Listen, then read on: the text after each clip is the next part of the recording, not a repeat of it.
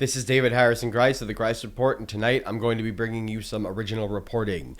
So the first thing I want to talk about is, if you recall in an earlier episode, I discussed how Tom Homan and Todd Lyons said that they were going to be flooding the zone in New York and New Jersey with ICE officers and doing ICE raids. So it seems like they have kept up on their threats. We have a report that comes out of Princeton, and this comes from the actual Princeton government website. So this was a press release from the municipality of Princeton, and it was released on the 24th of July of 2025.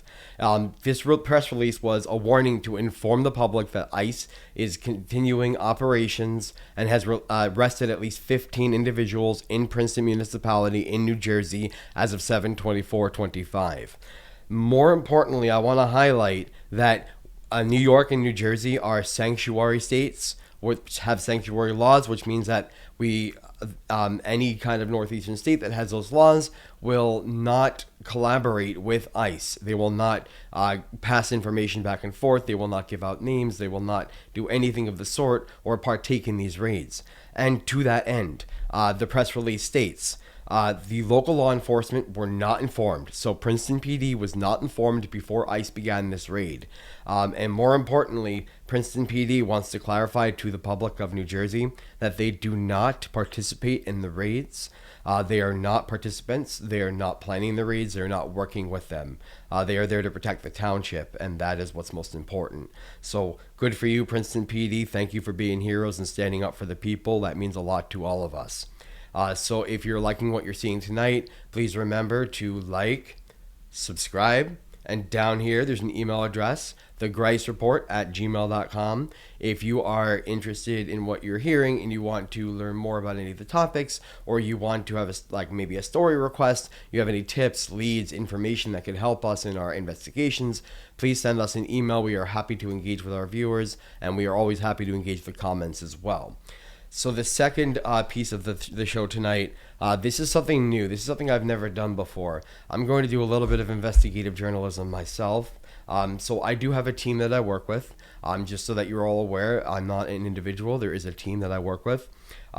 We are currently analyzing this executive order that Trump has signed as of yesterday to end vagrancy and restore public order, whatever that means.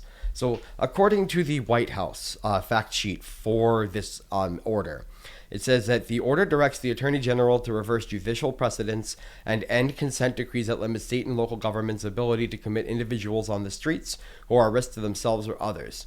So they're basically talking about involuntary commitment to anybody who's a risk to themselves or others, which the idea has been floated for a long time. However, it's been decided that it's not the most appropriate way to handle a mental health crisis or a homelessness crisis, especially during a bad economy. The order redirects funding to ensure that individuals camping on the streets or causing public disorder and suffering from mental illness or addiction are moved into treatment centers. Now, that's not the only part of it. That's just what the Trump administration is putting out on the White House. So we actually have bits and pieces of the actual language itself here. So Section 2, restoring civil commitment. We are noticing a lot of and or language here. So seek in appropriate cases the reversal of federal and state judicial precedents and the termination of consent decrees that impede the United States policy of encouraged civil commitment of individuals with mental illness or living on the streets and cannot care for themselves. They are separating mental illness from homelessness. They do it again down here. Step down treatment standards that allow for the appropriate commitment and treatment of individuals with mental illness who pose a danger to others or are living on the streets. What does it mean to actually pose a danger to others? What does that actually mean? Well, if you're in the mental health field like I am, I understand what this means. But does an ICE officer who doesn't have any training in it know what this means? No. And the law just keeps going on and keeps going on, keeps talking about all these different things about how local resources to manage this are inadequate. And very, very important here.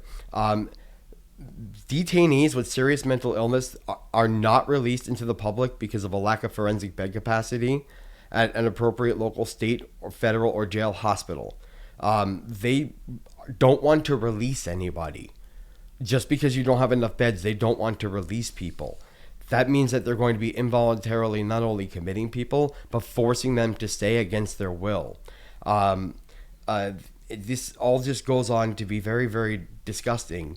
Ensure that federal funds for federally qualified health centers and certified community behavioral health clinics reduce rather than promote homelessness by supporting to the maximum extent comprehensive services for individuals with serious mental illness. Federally qualified. These are government facilities that are government run and government sponsored. This doesn't sound good. They want to work with the states to actually remove any protections for the homeless or for people with mental illness. They also want to potentially bring civil or criminal actions in appropriate cases to individuals. But the language of all of this text is very, very, very ambiguous and leaves a lot of room for interpretation and justification. We believe that this is an attack on people with disabilities, especially autism and ADHD, like Kennedy has wanted.